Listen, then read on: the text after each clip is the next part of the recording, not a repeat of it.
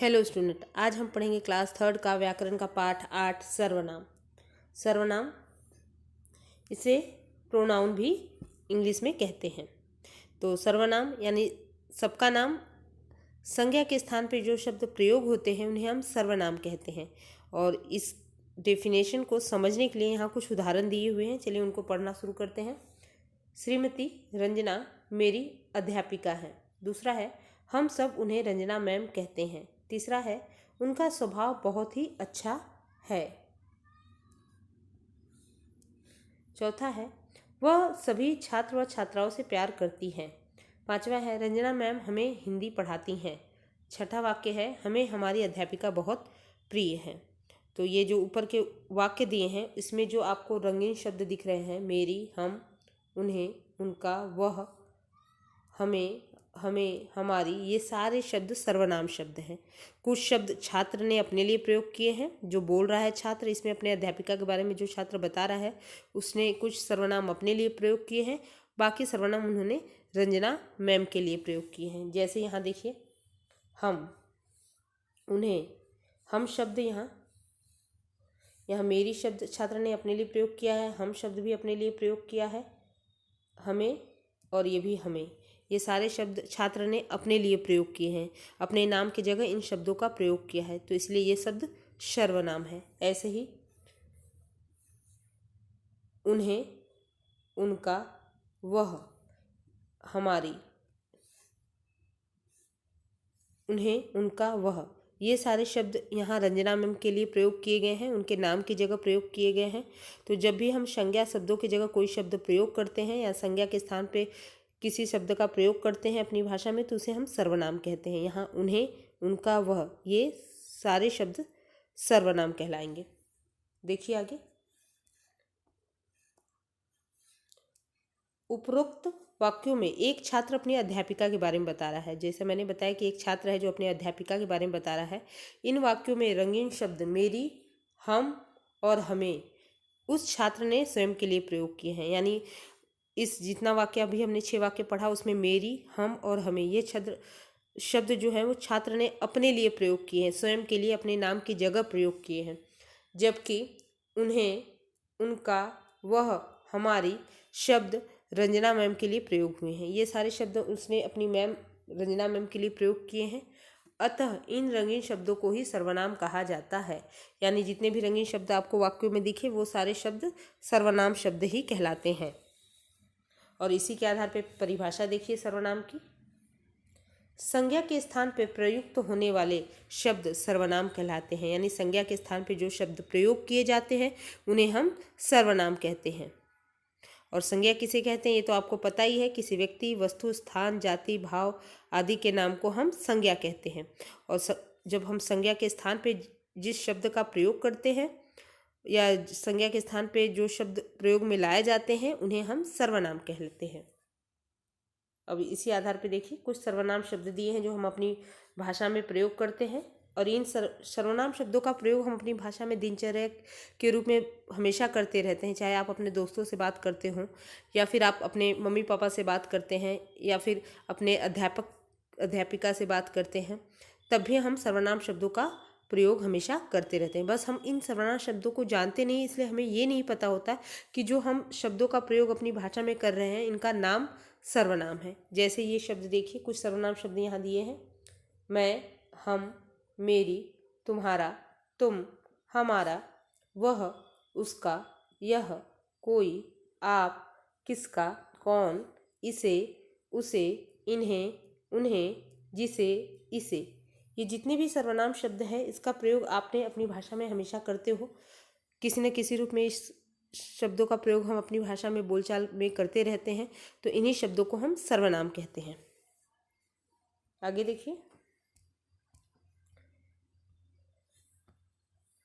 सर्वनाम शब्द इस प्रकार प्रयुक्त होते हैं। यानी सर्वनाम शब्द में भी एक वचन और बहुवचन रूप होते हैं, एक वचन और बहुवचन होते हैं। इसका प्रयोग हम अपनी भाषा में करते हैं। जब एक वचन की जरूरत होती है तो हम एक वचन के सर्वनामों का प्रयोग करते हैं, जहाँ बहुवचन की जरूरत होती है वहाँ हम बहुवचन का जो सर्वनाम रहता है उसका प्रयोग करते हैं। पहले हम देखिए एक वचन का अपने लिए, यानी हम जब खुद अकेले रहते हैं तो हम किस सर्वनाम का प्रयोग करते हैं? मैं। उस मैं प्रयोग करते हैं मुझे या फिर मेरा, ये भी सर्वनाम का प्रयोग अपने लिए, खुद के लिए अगर अकेले हैं तो प्रयोग करते हैं। लेकिन अगर अकेले ना होकर दो लोग हैं और अपने लिए सर्वनाम शब्दों का प्रयोग करना है तो वहाँ भी प्रयोग करते हैं हम सर्वनाम शब्द का बहुवचन के रूप में। यानी एक की जगह अगर कोई दो व्यक्ति होगा और वो दोनों व्यक्ति अपने लिए सर्वनाम शब्द का प्रयोग करेंगे तो वहाँ सर्वनाम शब्द होगा हम, हमें या हमारा। इन सर्वनाम शब्दों का प्रयोग करते हैं। उसके बाद देखिए, दूसरों के लिए, अगर हम किसी दूसरों के लिए सर्वनाम शब्द उसके नाम की जगह सर्वनाम का प्रयोग करना चाहे तो क्या प्रयोग करते हैं? अगर एक वचन है, अकेला व्यक्ति है, एक व्यक्ति के लिए हम अगर प्रयोग करते हैं तो प्रयोग करते हैं वह, उसे या फिर उसका। वह भी सर्वनाम शब्द का प्रयोग करते हैं, उसे या उसका। लेकिन अगर दूसरा व्यक्ति है और वो एक से ज़्यादा है, अर्थात दो व्यक्ति की बात अगर हम कभी करते हैं तो वहाँ हम वे, उन्हें या उनका, इन सर्वनाम का प्रयोग करते हैं बहुवचन के लिए। यानी एक व्यक्ति के लिए नहीं, एक से ज़्यादा व्यक्ति के लिए। दूसरा व्यक्ति हो, अगर एक होगा तो वहाँ एक वचन के सर्वनाम का प्रयोग करेंगे। दूसरा व्यक्ति हो, वहाँ एक से ज़्यादा व्यक्ति हो तो वहाँ हम सर्वनाम के बहुवचन के रूप का प्रयोग करते हैं। उसके बाद देखिए, अगर कोई चीज़ पास होती है एक वचन में, एक ही वस्तु पास हो तो यह या फिर इसे, इसका, यह प्रयोग करते हैं। कोई वस्तु पास हो या कोई व्यक्ति पास हो लेकिन वो एक से ज़्यादा हो तो ए, इन्हें, इनका, इन शब्दों का सर्वनामों का प्रयोग होता है।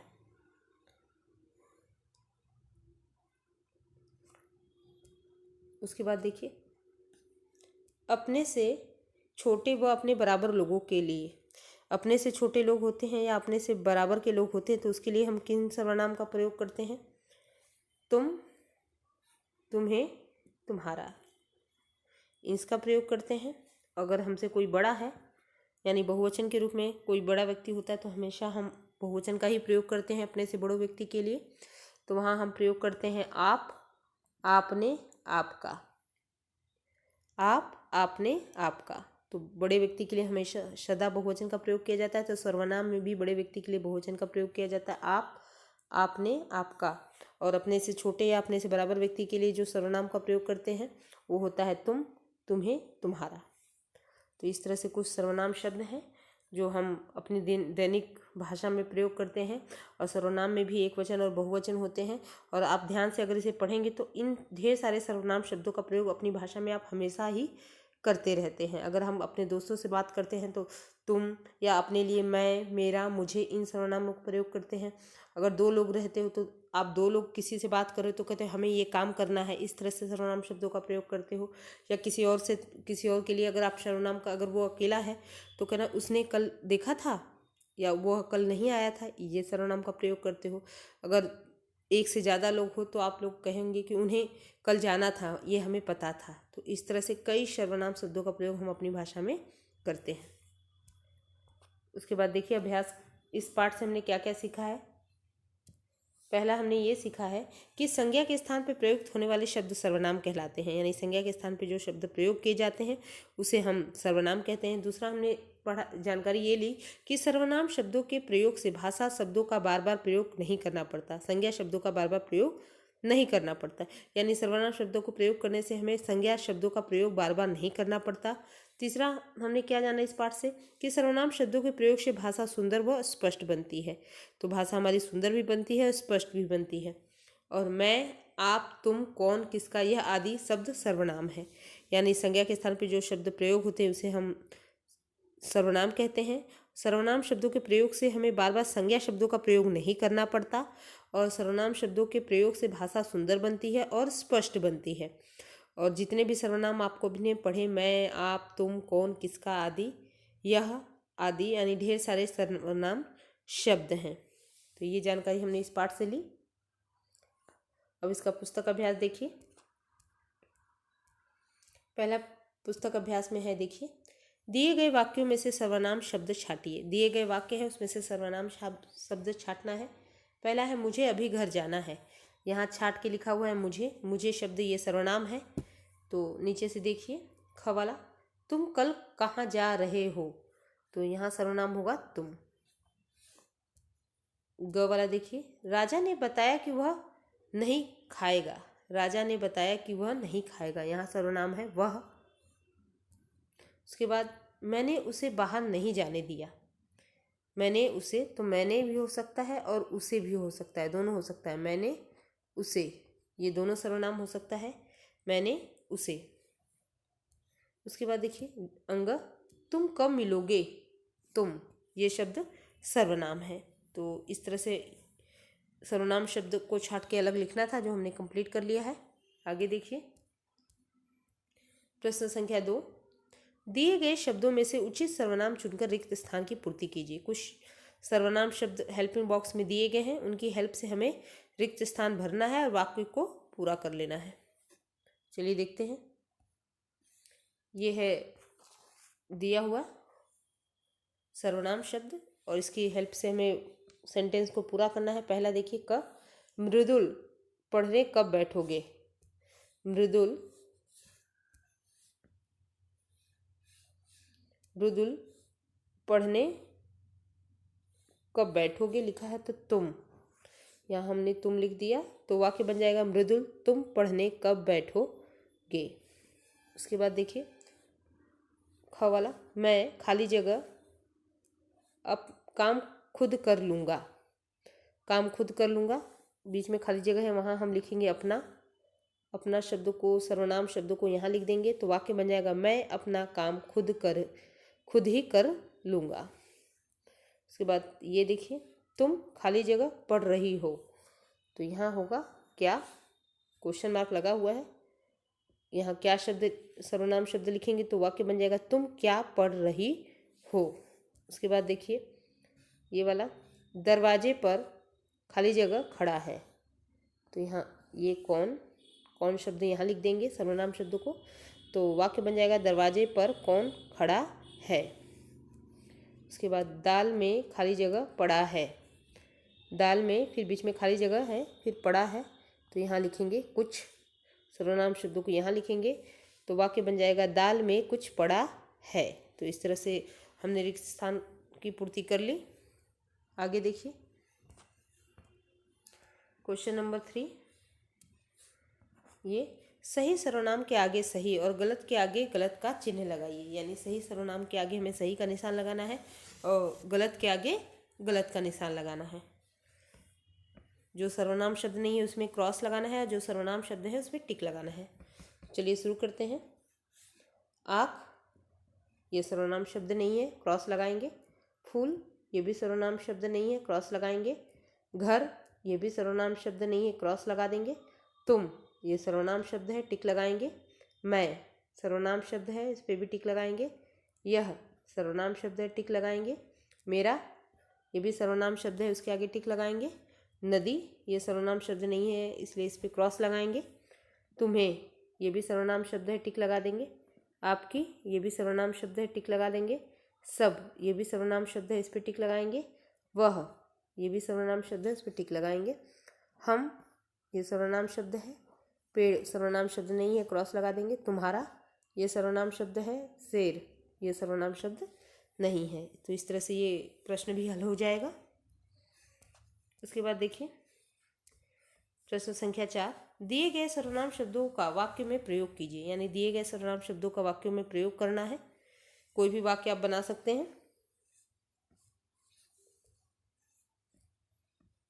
पहला है मैं, तो मैंने यहाँ वाक्य प्रयोग किया, मैं घर जाऊँगा, या फिर मैं बाज़ार जाऊँगा, मैं कल बाहर जाऊँगा, या मैं कल घूमने जाऊँगा। इस तरह से कई सर्वनाम वाक्य बन सकते हैं इस सर्वनाम से। उसके बाद वह, इससे मैंने वाक्य बनाया, वह भूखा है, या वह खेल रहा है। वह कहाँ गया, इस तरह से भी वाक्य बन सकते हैं। तीसरा है तुम, मैंने वाक्य प्रयोग किया, तुम कहाँ जा रहे हो, तुम कहाँ जा रहे हो। इस तरह से ये हो जाएगा। इस तरह से हमने समस्त पाठ भी पढ़ लिया और पुस्तक अभ्यास भी पूर्ण कर लिया है। अब नोटबुक कार्य देखिए। नोटबुक कार्य में हम पहले देखेंगे, पाठ का नंबर लिखेंगे। पाठ 8, नीचे लिखेंगे चैप्टर का नेम सर्वनाम। उसके बाद हम लिखेंगे निम्नलिखित प्रश्नों के उत्तर लिखिए। लिखेंगे निम्नलिखित प्रश्नों के उत्तर लिखिए। क्वेश्चन आंसर लिखना है हमें। प्रश्न,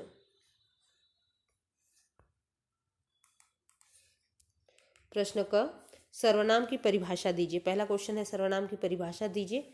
यहाँ उत्तर लिखा है संज्ञा के स्थान पर प्रयुक्त होने वाले शब्द सर्वनाम कहलाते हैं। बुक में से देख के ही हम उसका परिभाषा लिखेंगे कि संज्ञा के स्थान पर प्रयुक्त होने वाले शब्द सर्वनाम कहलाते हैं। उदाहरण के रूप में हमने लिखा श्रीमती रंजना मेरी अध्यापिका है और उनका स्वभाव बहुत ही अच्छा है। तो इस तरह से हमने डेफिनेशन लिख के उदाहरण भी लिख लेंगे इस तरह से नोटबुक में। उसके बाद सर्वनाम के भेद, सर्वनाम के कितने भेद हैं उनके नाम लिखिए। ये आपको जानकारी के लिए चाहिए। सर्वनाम के कितने भेद होते हैं, तो सर्वनाम के 6 भेद होते हैं। याद रखिएगा कि सर्वनाम के 6 भेद होते हैं। ये आपके बुक में नहीं है, ये एक्स्ट्रा है, आपके जानकारी के लिए है कि सर्वनाम के 6 भेद होते हैं। उनके नाम क्या क्या होते हैं। पहला देखिए पुरुषवाचक सर्वनाम, निश्चयवाचक सर्वनाम, तीसरा है अनिश्चयवाचक सर्वनाम, चौथा है संबंधवाचक सर्वनाम, छठा है निजवाचक सर्वनाम, पांचवा है निजवाचक सर्वनाम और छठा है प्रश्नवाचक सर्वनाम। तो सर्वनाम के 6 भेद होते हैं।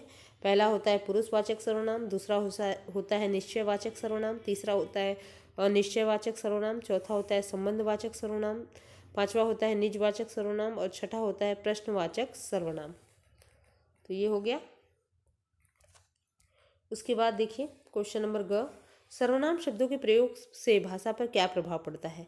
तो उत्तर होना चाहिए सर्वनाम शब्दों के प्रयोग से भाषा सुंदर व स्पष्ट बनती है। जब हम सर्वनाम शब्दों का प्रयोग करते हैं तो हमारी भाषा सुंदर व स्पष्ट बनती है। उसके बाद देखिए रचनात्मक गतिविधि है जो आपके बुक में दिया है।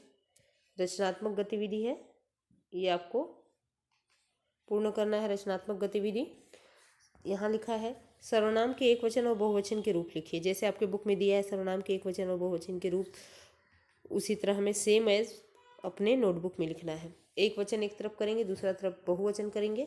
अपने लिए जिस तरह से उसमें दिया हुआ है कि अपने लिए किस तरह से प्रयोग करते हैं एक वचन में, तो मैं, मुझे, मेरा, बीच में डिज़ाइन बना है। बहुवचन में अपने लिए क्या कौन से सर्वनाम का प्रयोग करते हैं, हम, हमें, हमारे, या हमारा या हमारी। तो इस तरह से ये हो जाएगा। उसके बाद देखिए दूसरों के लिए एक वचन में हम किसका प्रयोग करते हैं, वह, उसे, उसका, और बहुवचन में उस दूसरों के लिए हम प्रयोग करते हैं उन्हें, उनका। तो इस तरह से बुक में से ही देख के हम कंप्लीट कर लेंगे ये रचनात्मक गतिविधि। उसके बाद पास होने के लिए होने पर एक वचन में हम प्रयोग करते हैं यह, इसे, इसका, और पास होने पर अगर वो एक से ज़्यादा है, बहुवचन है, तो उसे हम प्रयोग करते हैं ए, इन्हें, इनका। तो इस तरह से ये हो जाएगा। और अपने से छोटे और बड़ों के लिए क्या सर्वनाम का प्रयोग करते हैं, अपने से छोटे व अपने से बराबर के लिए हम एक वचन में तुम, तुम्हें, तुम्हारा प्रयोग करते हैं। और बहुवचन में बड़ों के लिए हमेशा बहुवचन का प्रयोग करते हैं। यानी बड़ों के लिए हम बहुवचन में प्रयोग करते हैं आप, आपने, आपका। तो इस तरह से ये एक्टिविटी भी पूर्ण कर लेंगे। तो हमने पाठ भी पढ़ लिया है और एक्टिविटी भी देख लिया है। तो आज के लिए बस इतना ही। मिलते हैं नेक्स्ट क्लास में। Thank you student.